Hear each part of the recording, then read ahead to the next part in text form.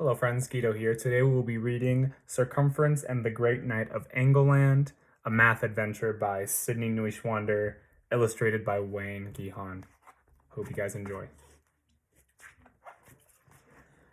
More than anything, Radius wanted to be a knight. Every day he practiced riding, sword fighting, and archery. His teacher was the brave and old Sir Degrees. One day, Radius's parents, Circumference and Lady Diameter, came to watch his lessons. "Show us what you have learned," they said.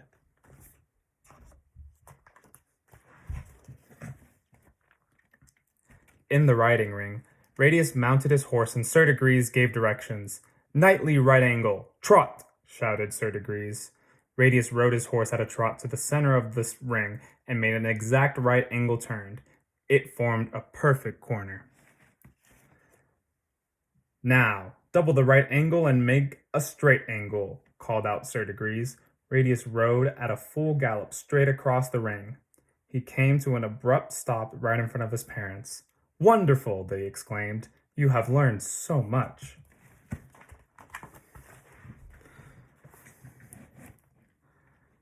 At supper, Sir Degrees said, "Radius is the best squire I have ever taught. He is ready to go on a quest." "He is not old enough," said Circumference, looking worried. Lady Di smiled. "You were the same age, dear, when you went on your first quest." Radius sat up straighter. "I am ready, father," he said. "Please let me go." Circumference slowly looked at each of them. Finally, he smiled and nodded. "Hurrah!" shouted Radius. "I will make you proud. But how shall I find someone in need of help?" "Our neighbor, King Lel, has disappeared," Sir Degrees answered. "Many have set out to find him, but none have ever returned." "I will search until I succeed," promised Radius. The next morning, Radius made ready to go. "Remember your knightly right angle, Radius," counseled Sir Degrees. "It will serve you well." Circumference and Lady Di gave Radius an old family heirloom, a medallion in the shape of a perfect circle. "What are these numbers around the edge of the medallion?" Radius asked. "No one knows," Lady Di answered, "but it may bring you courage on your journey." Radius bid them farewell and set off. "I am on a quest," he exclaimed gleefully.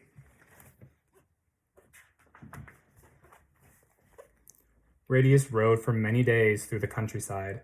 One day he came upon a tiny village where all the cottages had rooftops pointed in steep angles.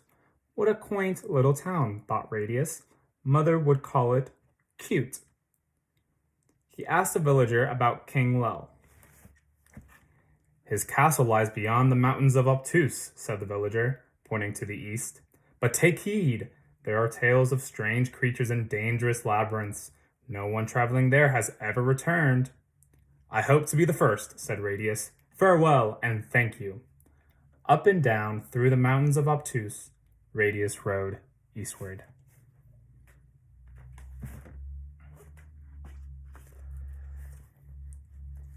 Finally, Radius came upon a walled castle surrounded by a watery moat. He rode cautiously onto the drawbridge. It creaked and groaned with every step. As he neared the middle, the drawbridge began to crumble. Quickly, Radius urged his horse across. Just as they reached the other side, the old drawbridge collapsed into the water with a tremendous splash. "That was close," Radius exclaimed. He rode through the high gates of the castle. In the courtyard, Radius saw a parchment hanging on the door. He took the parchment and read the faded writing. "Warning, stranger, friend, or foe. Dangers wait forth as you go. You must make a knightly right, finding next big, straight, and slight. One wrong turn means loss to all, and a writhing, screaming fall. Find the right to reach the king, or you will feel the dragon sting." The brothers, Zig and Zag. "What can all this mean?" thought Radius, clutching his medallion for courage. He rode through the doorway into a circular chamber. In the middle of the stone floor, Radius could see a carved circle with a line across its center. All around him, arches led to different rooms. "Which way should I go?" he wondered aloud. He read from the parchment. You must make a nightly right. Sir agrees, and I practiced many right-angle turns. Just then, something flapped out of the shadows and bumped his arm. Oof, he grunted, as his medallion went flying. The medallion rolled away and came to a stop on the carved stone circle. Radius noticed that the number 90 pointed directly towards one of the arches. Starting at 0 on my medallion, if I go to the center and then to the number 90, that forms a right angle. That's the nightly right, he cried. Radius swung himself back onto his horse and rode through the arch that was a nightly right, or 90 on the medallion.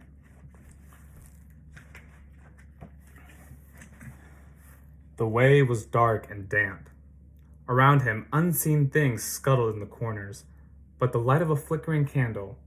Radius read the parchment again. Finding necks, big, straight, and slight. What is big, he wondered. Could it be something even larger than the nightly right angle? He thought for a moment. The mountains of Obtuse were shaped like big angles, he remembered. As Radius looked around for a way out, spiderwebs caught in his hair and tickling legs brushed against his face. Ahead, Radius saw several hallways. Each had a circle carved in front of it. If I hold the medallion over a circle, then the number measures the angle to the hallway, he said. The angle of the first hallway measured only 55 on the medallion. As Radius measured the angle of each hallway, he found only one that was bigger than a right angle. One angle measured 120 on the medallion. Radius entered that hallway, but it ended at a curving stairway. Radius dismounted and told his horse to wait. Stairs are no place for you, he said. Stay right here. I'll come back as soon as I can. The stairway down was narrow and steep. I must be under the castle by now, Radius thought. He noticed that the farther down he went, the hotter it was. The stairs came to an end at a fiery pit where huge flames leaped up like angry snapping jaws. 2 bridges spanned the inferno. They both started from the same spot, but they crossed the fire pit at different angles. After big, the parchment reads, straight, Radius remembered. That's 180 on my medallion. You can't get any angle straighter than that.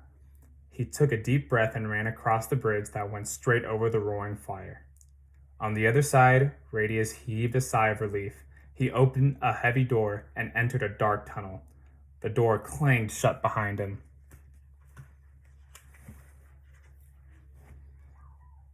Raspy snuffling came from deep in the darkness. 4 glowing eyes appeared and began moving slowly toward him. Clutching his medallion, Radius hurtled down the tunnel. As he passed the eyes, he brushed against scales that felt like cold chainmail. Radius ran blindly on, stumbling as the floor started to slope upward. Behind him, heavy thumps echoed in the darkness. The tunnel ended. Other tunnels shot off at different angles. In front of each was a carved circle glowing with its own light. The parchment says a slight angle, Radius mumbled. Like the rooftops in that cute little village I passed through. A cute little angle is what I need, something less than 90 on the medallion. The smallest angle measured 40, so he turned there. The thumps grew louder. Something snuffled and sniffed, as if hunting for him.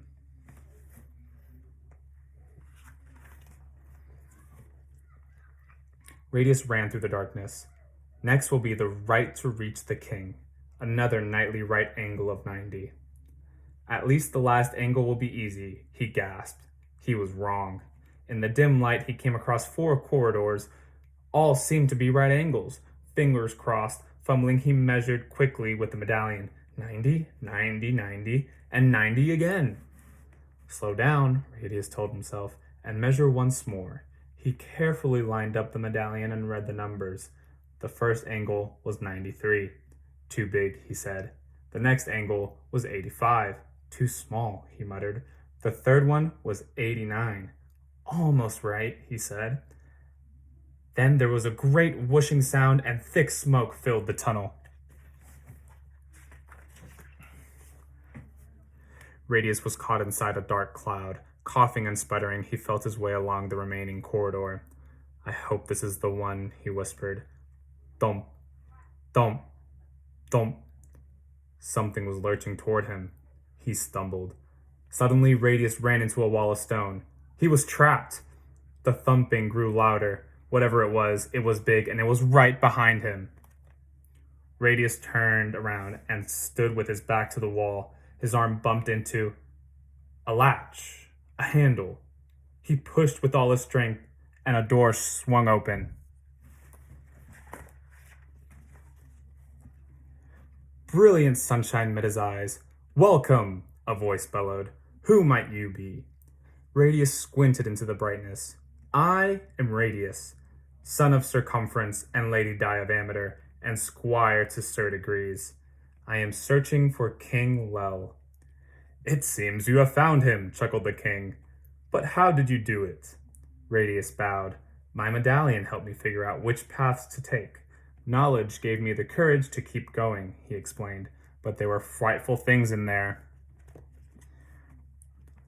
A whimpering came from behind the door. King Lel opened it wider. Radius jumped back. Dragons, he gulped. A pair of them!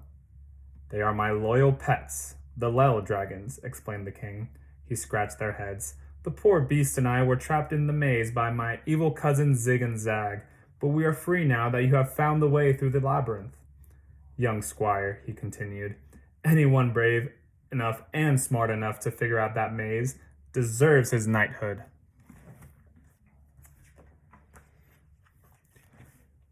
With Radius's medallion, they easily found their way back through the maze. To celebrate King Lel's freedom, invitations were sent to all the neighboring knights and ladies. Sir Cumference, Lady Diameter, and even old Sir Degrees came. Radius and King Lel went to the moat to greet each group of guests. When King Lel whistled and called out, "Pair of Lels," the two dragons stretched across the moat, side by side. They became a living drawbridge for the guests to cross.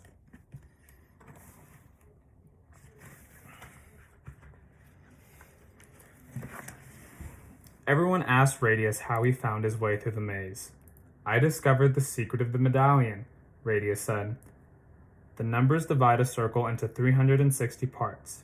I can use those parts to measure any angle. I call the parts of a circle degrees in honor of my teacher, Sir Degrees. Radius drew a picture of his medallion and took an arrow from his quiver. Let's say this arrow points to a hallway. The number shows how many degrees are in that angle. A right angle measures 90 degrees. A straight line measures 180 degrees. I call angles bigger than 90 obtuse, after the mountains of obtuse. Angles smaller than 90 I will call acute. They look like the roofs in a small village I traveled through. King Lel told Radius to kneel. For your bravery and intelligence, I knight you Sir Radius, the king proclaimed. From this day forth, let this kingdom be called Angleland. Banners will fly on every castle tower. They shall show knightly right angles of 90 degrees, small acute angles, large obtuse angles, and straight angles of 180 degrees. Rise now, great knight of Angleland. The crowd cheered, and Radius rose to greet them.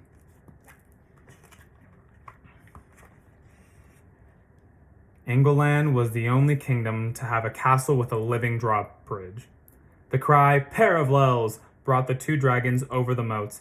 They became so famous that today parallel means any straight line side by side, the same distance apart, like the Lel dragons. Angleland is still there on very old maps, but today we call it England. Thank you for listening today. Catch us next time, and we will read Circumference and the First Round Table, another math adventure. See y'all there. Bye.